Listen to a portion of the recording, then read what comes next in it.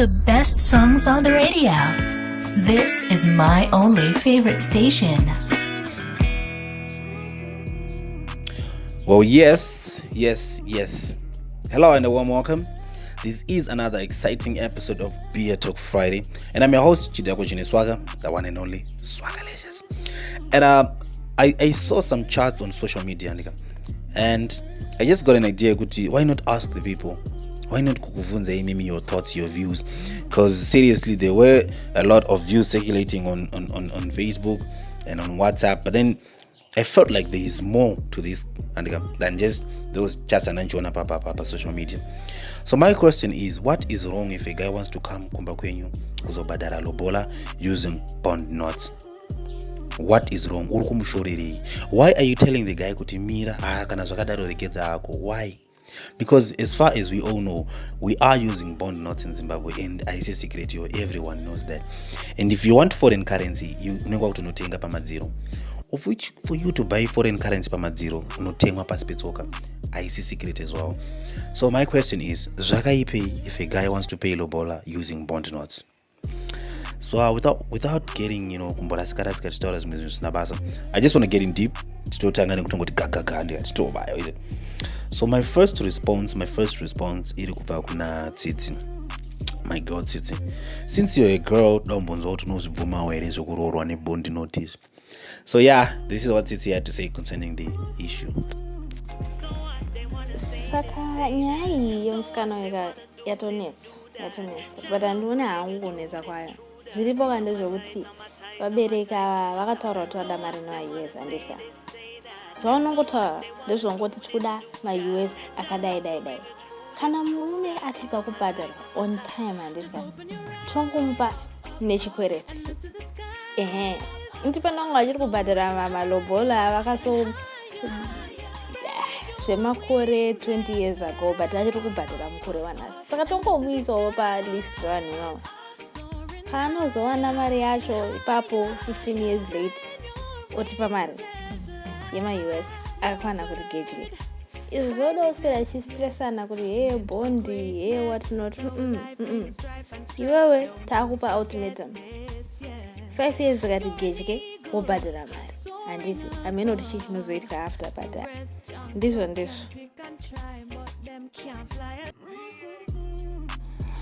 Well, that was Tsitsi. And Tsitsi is currently saying that tongomuudza kuti toda ma-US akati. So in other words, he's just trying to say kuti mabond not aite kuroora now. And you also say that tinokupa ultimatum yekuti at least within a range of 5 years, at least unofana unge wakava the lobola. But please bear in mind that mwana wenyu nichagara naye ndini, mwana wenyu achada kudya, mwana wenyu achada kupfeka.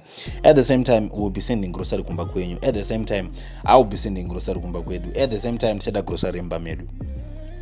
Do you know that mune muchiomesera murume, but you don't see it because you watch urungoda kuti lobola ibhadharo chete kumba kwenyu. And I also heard some rumors, some people were saying that lobola is a scam. Don't fall for it.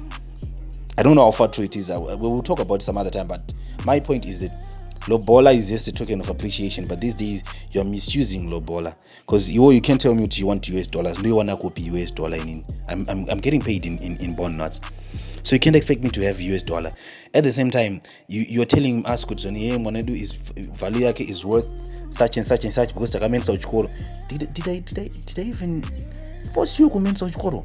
No, makamensa nekuti mwana wenyu you wanted to. So I don't get it why I get to suffer because magensa mwana wenyu kuchikoro. At the same time mwana wenyu auya kumba achandita masaramusi. This issue, number one. But then I hear your point, Tsitsi. Your ultimatum is a good thing. Unogona pamun ultimatum yekuti at least within a range of 5 years, 10 years, 15 years, unongo chipadana bichana.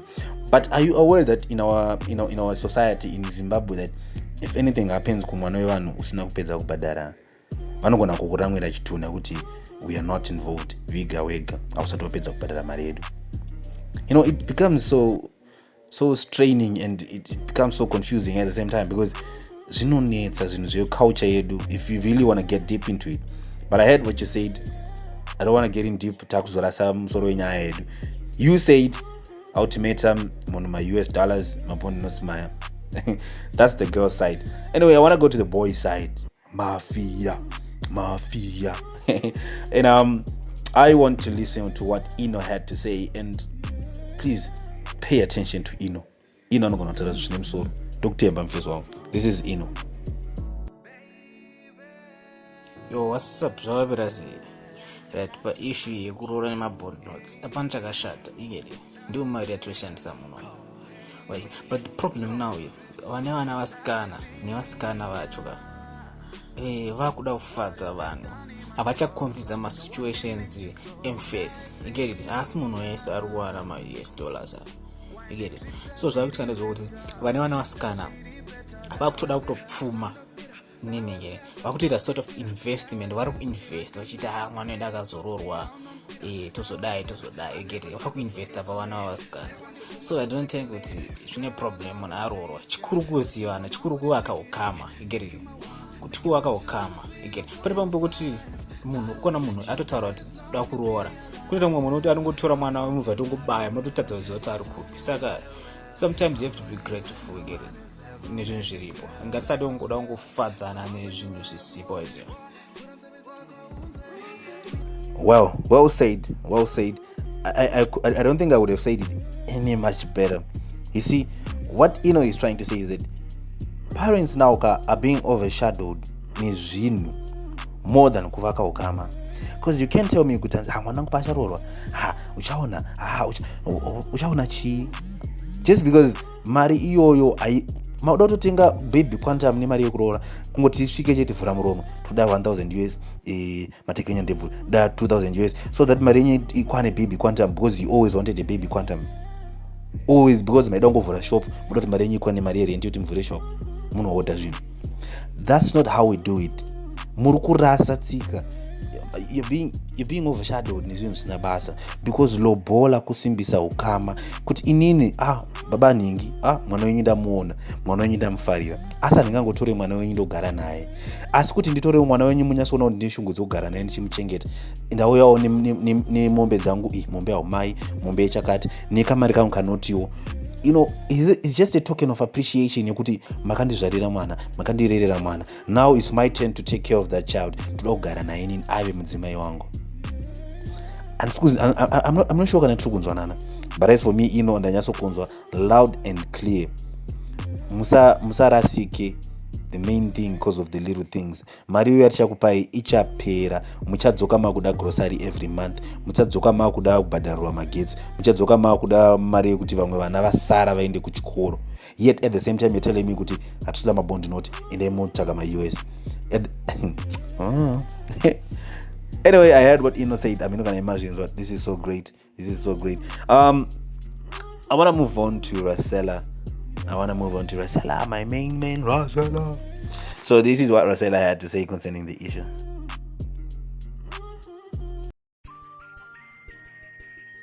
Platinokera chika zvinhu zvacho zviri kutonge zvine mushonga mukati. Anyway, I hope muri kusanitiza zvofanira kusanitizwa and muri kupfeka mamask akakosha nguva inei yema-lockdowns, you understand. Anyway, nyaya yekuroorwa nezim-dollar, I don't see anything wrong nekuroorwa nebond note. Ona bond imari yedu maZimbabweans and hatingamboirasi. But kana wakuendesawo bond kumba kwevanhu, ngariendewo rakapfekawo zvima-Franklin, ona. Ngatisangoenda ringori bond, ngariende nezvima-cousins, ona. At least wo zvinopawo chika-respect. Nyangwe ringori one Franklin, ona. It's okay. It's alright. Ona, kwete kuti munhu unobva toendesa 25k chese chakazara mabond. Wangu. Aiwa zvibude mushi. But all in all, hapana chinhu chakaipa. But bond ngariende rakapfeka ma-cousins. Mupfeke mamask.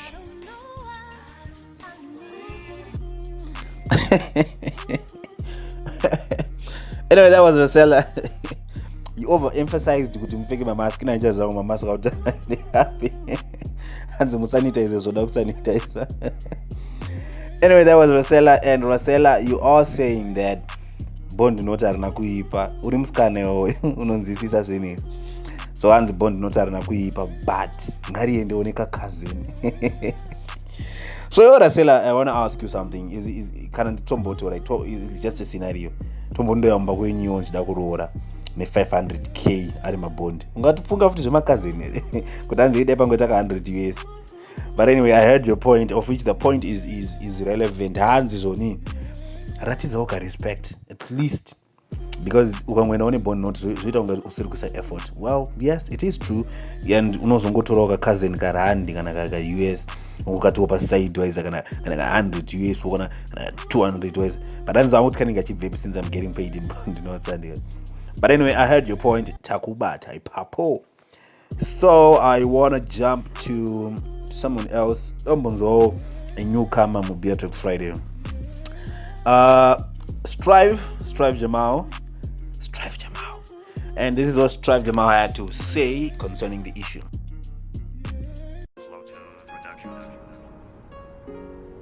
Right, German. Bondi karenzi edandi. But bondi rogo nongochinja mdara. No unosiya keshi rakatowanda. Kwaunongozvinorora kwacho, but rogo nongowachinjira vasati vachinja. Saka iwo unongorwadziwa nei, unongochinja keshi racho. Because kuroora nebondi mdara kudzikisira munhu pa fair. But at the same time, family yauri kunoroora haifaniri kuita ngati iri kukutengesera munhu. Because marriage yenyeni. Because kuna vamwe vanhu kunana Joza vatori musikwereti zveso. Vakatora chikwereti vachiita medzi dzavo dzekuroora bhebhi richiomesera mufesi. Vavazorambana iko zvino mufesi anenge ari pama1 oro even vatori vese mapa ma1 makutadza kutoprovidera vana venyu zvavanoda because muri kubhadhara loan yekuti maida kuroorana. Apa bhebhi raitoomesera mufesi warichanogara nawo kuma-uncles arisingafera kaona vasingatozive birthday rake. So that was Strive Jamal. Andizoni kunoroora nebondi not kudzikisira munhu. So are you trying to say Zimbabwe kuti dzikisira wise, because they're actually giving us that bond note kan ratukshana says. But then at the same time you raised a point yekuti zoni musaomesera nezvinhu. Unoomesa zvinhu uchida kufarisana na-uncle who are only there for that time chete. Havanambobvira kuti kuchikoro wakaenda sei, havanambobvira kuti waimboita number chi. They don't even know your results, kuti wakabuda form 4 nema results up, A-level nema results up, waidzidza kuchikoro chip. But they will be there at your Lobola payment chichi vachimira vada kungofarisa nekuonererwa, and you'll be there uchivasupport kuti face wauda uzonogara naye abudise mari yakawanda. Well, mababy muri kuzvinzwira, marriage is a union between you and me. Uchagara neni augare nema-uncles ako iwawo. But at the same time, kuzofanira kumira ubomba kwenyu. Ndofanira kusvikawo nemota, ndakarwa kasuit chichimwe nemausa waiza chichi nemahwesi. But garai maziva mubrains enyu kuti zoni this thing is for us. Hanzi vanhu vari mumadebts uku varikutadza vanokubhadhara zvikwereti zvavakatora just to please you and your uncles who are not even there at that time. Mari iwe vakatotora kanomwa doro. Kuroora uku aindoita muzingabera wamanda zvipira. Wandicharoora angachifuka tacharoorwa neni, very sorry. I'm not going to pay any lobola. Ndiri kurova musengabere, ndiri kutora ndobaya newe padeni pedu.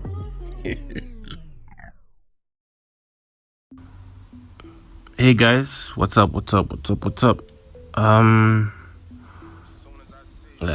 Melo ekoma man. Melo efana kuzama munhu wake, efana kuzama munhu wake. Angasingafana kupa munhu wake very hard time. Like what she did.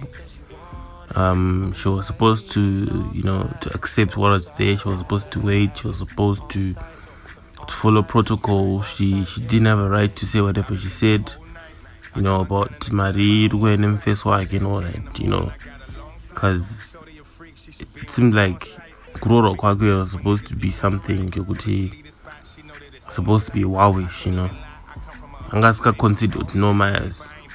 This guy loves me. There's life after. There's life after after this Lobola shit, So Melo iwai. Melo iwai tsaga Melo muno ya. Cause mana bond rotenga. Why is it? There's always things to do in Maria. Toite vari kutoita vanototanga kutoita machange mani, tanga kutotenga ma-US these are marima streets. Waizoni chakanaka mazuva ndechoti mwana at least aroorwa. Waizi mari inongopegwa kuti after kana iri 2000 US vene iri equivalent mabhondo runs whatever wazvanenge kuti chero mwana aroorwa because masini emunhu asangazobuda seguru I doubt kana vasikana vakaona vakaroorwa waiziva. So what matters most is you're married. So kundiudza kuti ndikuene mari nandikudze ende chiro mukaramba apo mari iyo nakutone imweni nakutone mwadori because hapana hamusikuda zvoti mwanenge aroorwa mubuda ma-US acho ati mawani zvichiwa zvamemada saka meno if they won't accept one I'll just find my way totongoita my plan. Well, one thing that I have to say is that this is a message to you all girls, especially vasati varoorwa, even vakaroorwa, you might reconsider mungazoda kuroorwa cage 2 kana cage 3. But then the thing is that if a guy proposes to you, onyatsotaura ega kuti babe ndoda kubhadhara roora, mubvumidzewo inotaura nevabereki vako kuti no, my guy atarida kubvisa mari but mari yake haisi kunyatsokwana or ane mabond notes, because one thing is for sure kuti ukada kurambidza munhu iyeye, we know a lot of people vakambo attemptwa kuda kuroorwa vakavashainira varume and in the end vakazotizira or havana kutozombobvira varoorwa kana kutozombowana umwe munhu anoproposa. So anyway, Mavs is trying to say that Melo was wrong in every way treating his guy like that, because mangwana muchagara mese, tomorrow is never known, hapana anoziva mangwana, and it's just best to treat munhu wako the right way, mochengetedza rudo, because the best thing is love. As long as pane love you're okay. Zveroora izvo we can talk about it. Kuna vanhu vatori nema-20 years asati vapedza kubhadhara roora, it's normal, zvinowanikwa, inozongobhadharwa, inozongopera kubhadharwa. So anyway, from me Chidakwa Chineswaga, this is the end of the show. Tinobadana again next week on Friday, and I'll give you the update on Monday. What are we going to be talking about next week on Friday? Beer Talk Friday. Chidakwa Chineswaga.